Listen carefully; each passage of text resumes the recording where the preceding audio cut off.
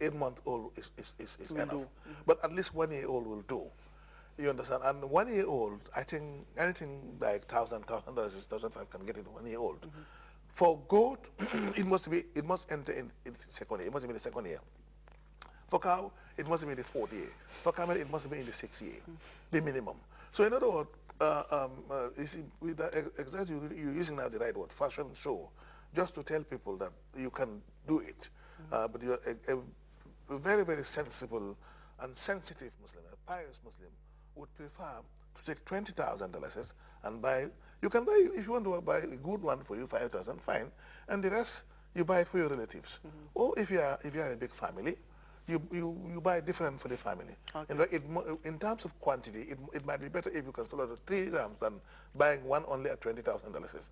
You understand? So even though it is not wrong, it is not haram, but it is not in line with the Islamic principles of modesty, caring and sharing with others, because what at this particular moment, what one would have expected is that the halves will take care of the halves. Okay. Yeah, even though that is why when the rams are slaughtered, you are told to divide it into 3 portions, give out one, eat one, and if you like, you keep one in you preserve one. Okay. But then there is nothing also wrong in giving in other words, giving part of the meat to the halves. I mean, it's prefer that you give to the poor. In fact, I want to bring this question before we go for our first break. Yeah. What are the benefits ascribed to buying rams for scholars and people who enlighten Muslims about their religion who do not necessarily have rams? Yeah, well, you see, it is very important, just like providing iftar, how to call it, iftar meal for those that cannot afford it.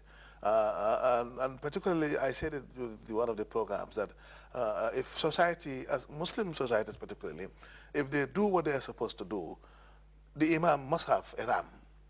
And the ulama of Islam says that if imam doesn't have ram, he must make it clear early that he doesn't have ram. So that immediately after prayer, Muslims will, the floors will go and slaughter their ram, because they should not slaughter before the imam. Anybody who slaughters his ram before the imam, it will not have will not catch the sunnah. So therefore, if the imam doesn't have it, let him make it public. But I'm saying that in a good Muslim society, very sensible and very sensitive Muslim society, we have come to a stage where there's nowhere in this country where an imam should not have a ram. So therefore, those that can, those that are generous enough, those who can afford it, and they provide rams for the religious leaders, the imams, the preachers who cannot afford it. Not only the imams and the bilals and the preachers, but any other Muslim household who cannot afford it. And that is a day that everybody is supposed to be happy.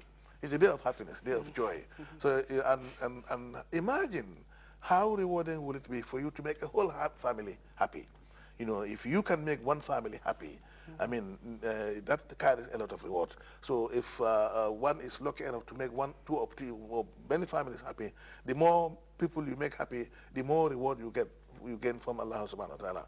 But yes, it is recommended, that highly recommendable, that those of us that can afford to buy for themselves and others, let them take care of those that don't have it. And particularly those that are in the lead, in the front seat, the imams, the bilals, the muftis, and so on and so forth, provided that they can afford it. Okay. Yeah.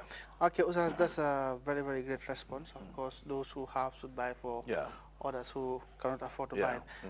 With that, but in any mosque, and let me repeat it, in any mosque or zaweh in this country, let the Muslims there, if they are responsible enough, let them find out whether their imam can afford it or cannot afford it. It will be terribly bad. It's very embarrassing, from the theological sense, the jurisprudential sense, from the civilizational perspective. It will be very bad for a particular Muslim community to see that the imam doesn't have it. Okay. They will be responsible spiritually, responsible from the civilization perspective, from the theological perspective, to make sure that they take care of the imam. Okay, dear viewers, as you know, this is a foreign program where you can call and ask questions pertaining to what we are discussing today. We will go for our first break. When we come back, inshallah, Iqra continues. اقرأ وربك الأكرم الذي علم بالقلم علم الإنسان ما لم يعلم كلا إن الإنسان الإنسان ليطغى أن رآه استغنى إن إلى ربك الرجعى أرأيت الذي ينهى عبدا إذا صلى أرأيت إن كان على الهدى أو أمر بالتقوى أرأيت إن كذب وتولى ألم يعلم بأن الله يرى كلا لئن لم ينته لنسفعا لله رب العالمين والعاقبة للمتقين ولا عدوان إلا على الظالمين. Welcome back to this program. Inshallah, in the not too distant future, we'll give you the numbers through which you can call and ask questions pertaining to what we are discussing. This until we finish this very small portion of the question. Usas, we spoke on buying for those who couldn't afford it.